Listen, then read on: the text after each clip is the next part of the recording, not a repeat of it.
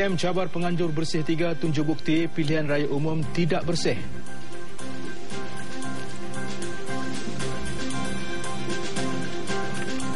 Perhimpunan yang dijanjikan aman bertukar menjadi medan provokasi dan ganas.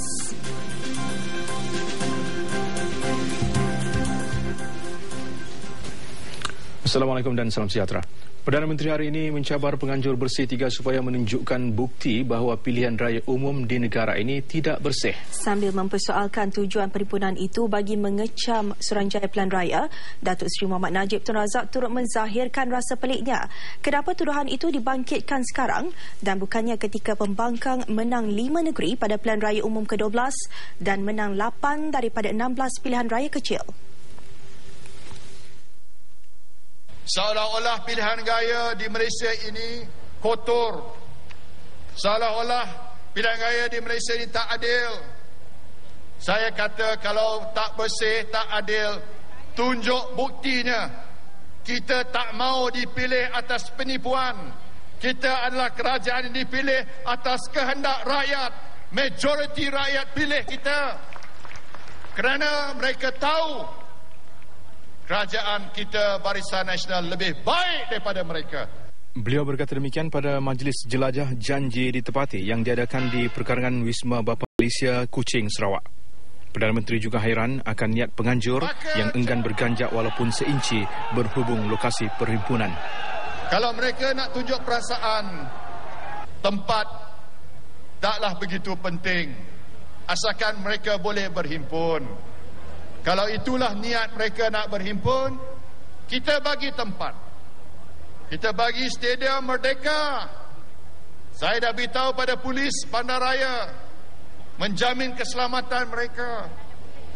Kalau mereka dahaga, kita boleh bagi air mineral pada mereka. Kalau mereka lapar, kita boleh beri makanan pada mereka. Tak apa, berhimpunlah. Tapi jangan membuat huru hara dalam negara kita. Jangan menyejaskan imej negara kita. Di sebalik janji penganjur untuk mengadakan perhimpunan aman, kesudahannya perhimpunan bertukar menjadi medan provokasi dan ganas. Dakwaan perhimpunan dianjurkan pertubuhan yang tiada kaitan dengan mana-mana parti politik siang tadi dilihat lebih banyak didominasi parti pembangkang yang berselindung di sebalik perhimpunan yang kononnya menuntut proses pilihan raya yang bersih. Natijahnya perintah mahkamah diingkar, kereta peronda polis diterbalikkan, senjata api anggota polis dirampas, benteng sekatan polis dirempuh selain anggotanya dicederakan. Semua itu berlaku dalam tempoh lebih 5 jam perhimpunan berlangsung. Kesudahannya 222 orang ditahan.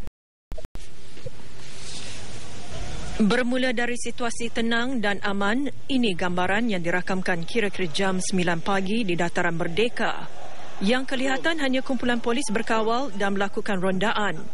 Kumpulan kecil peserta demonstrasi dilihat berkumpul dan berkeliaran di beberapa lokasi sekitar ibu negara. Namun semakin ramai peserta, keadaan menjadi semakin tidak terkawal. Dalam kegairahan peserta berdemonstrasi, undang-undang sudah tidak dipeduli. Benteng sekatan yang dilakukan polis berdekatan KLCC dirempuh sekumpulan lelaki berbaju merah untuk menuju ke Dataran Merdeka. Di Jalan Raja La berhampiran menara DBKL, peserta demonstrasi juga bertindak ganas merempuh halangan polis yang dipasang di hadapan bangunan lama Mahkamah Magistrate KL.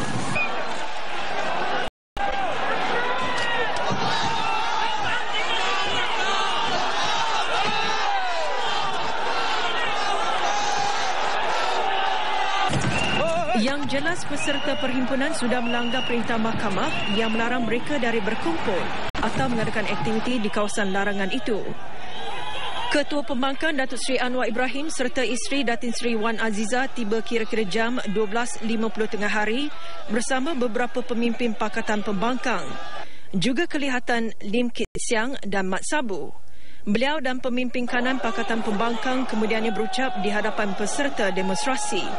Beliau kemudiannya terus membuat cubaan merempuh sekatan polis yang dibuat 100 meter dari Masjid Negara namun gagal. Perhimpunan Aman yang dicanang terus bertukar ganas. Kali ini kereta peronda polis dipecah dan diterbalikkan. Bukan itu sahaja, senjata api polis turut dirampas. Difahamkan kejadian berlaku kira-kira jam 4 petang. Kereta pegawai penyiasat polis itu dikatakan sedang melalui jalan berhadapan kompleks membeli belah Sogo. Dikerumuni peserta demonstrasi, salah seorang kemudian bertindak memanjat dan memijak bumbung kereta. Peserta demonstrasi dikatakan membaling objek dan terkena anggota polis yang memandu kereta ini. Ia menyebabkan kereta ini terbabas. Kumpulan peserta demonstrasi yang melihat kejadian kemudian mengerumuni kenderaan ini. Mereka seterusnya memecah dan menendang kereta ini sebelum menterbalikkannya.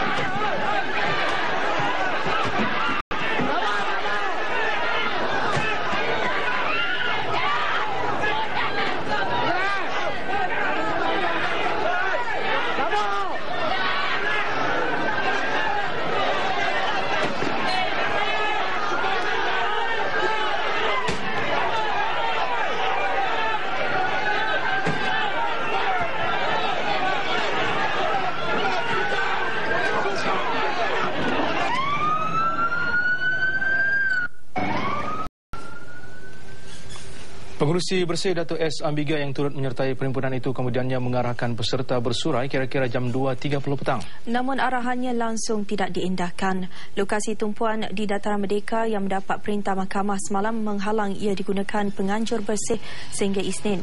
Yang menjadi persoalan, kanak-kanak turut dibawa bersama. Juga penyertaan parti politik tertentu yang sebelum ini menganjur penafian ada kaitan dengan mana-mana parti politik. Beberapa kenderaan dan trak polis yang melintasi kawasan ini diherdik dan dicaci oleh peserta perhimpunan. Kemuncaknya halangan yang dibuat pihak polis kemudiannya dirempuh dan dirosakkan. Beberapa peserta ditahan sebelum dihantar ke pusat latihan polis Pulapol, Jalan Semarak. Turut cedera beberapa anggota polis akibat dirempuh.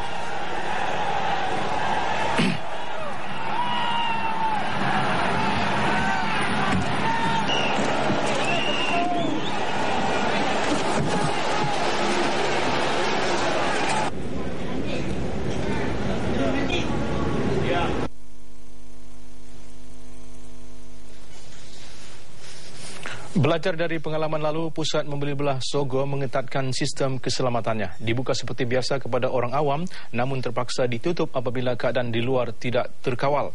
Dibuka seperti biasa jam 10 pagi, namun hanya 2 pintu dibuka untuk pelanggan masuk. Selain meletakkan pegawai keselamatan di luar dan di dalam kawasan pusat membeli belah, ia bagi memastikan keselamatan pelanggan terjamin. Namun lebih kurang jam 3 petang, pusat membeli belah terpaksa ditutup apabila penunjuk perasaan yang datang dari arah Dataran Merdeka mula menuju ke arah pusat membeli belah ini. Bagaimanapun pelanggan di dalamnya dibenarkan berlindung. Lebih kurang jam 5.30 petang ia kembali dibuka namun ditutup sepenuhnya jam 7 malam tadi. Pihak pengurusan pusat membeli belah ini amat kesal dengan apa yang berlaku.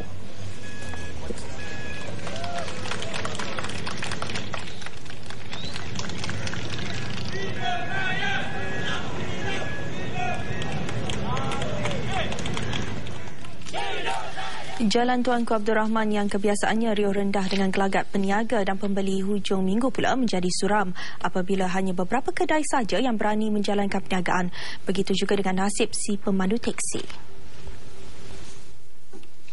Sebab kita nak cerita sikit kan, saya kata kalau sehari tak niaga, kita nak settlekan hutang, lepas tu kita ada kerja nak kena bayar gaji, lepas tu kita ada amanah daripada bos untuk jaga kedai.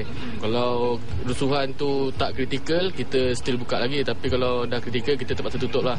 Kesan daripada ni, you tengok sebab saya berniaga di Pertama Komplek. Okay? Kedai saya dah berniaga tahun 76. Kami dah letih dengan benda-benda macam ini sehingga kami punya ekonomi musnah. You tengok bila perhimpunan peserta-peserta haram ni semua datang, menyebabkan kami langsung tak boleh berniaga. Tak ada langsung. Hari ni memang boleh total income. Saya sebenarnya hari ni ada 4-5 orang nak belajar dengan saya. Terpaksa dibatalkan. Memang aspek turis lah. Kalau lokal memang tak ada lah. Saya pun sampai sini pun lebih kurang pukul 8 pagi. Sekarang pun lebih kurang jam hampir 10.30. So tak ada penumpang lah. So terpaksa tunggu lah. Bagaimanapun bagi pusat membeli belah terkemuka di Jalan Tuanku Abdul Rahman, ini jurucakapnya memberitahu mereka tidak mahu ambil risiko pusat itu ditutup sepenuhnya hari ini.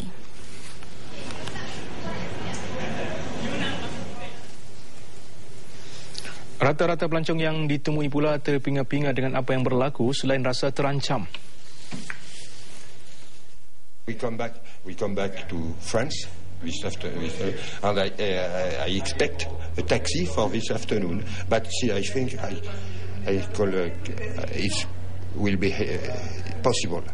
It is a little bit scary, yes. And he was also telling me about that we shouldn't go near garbage bin. Last year there was a homemade bomb explosion. Apa juga yang berlaku sepanjang Perhimpunan Bersih 3 hasil keputusan penganjur? Itu kata Menteri Dalam Negeri Datuk Seri Syamuddin Tun Hussein yang pada beliau polis telah melakukan yang terbaik untuk mengekalkan keamanan. Sedangkan apa yang cuba dilakukan oleh pihak penyokong dan penganjur sebaliknya.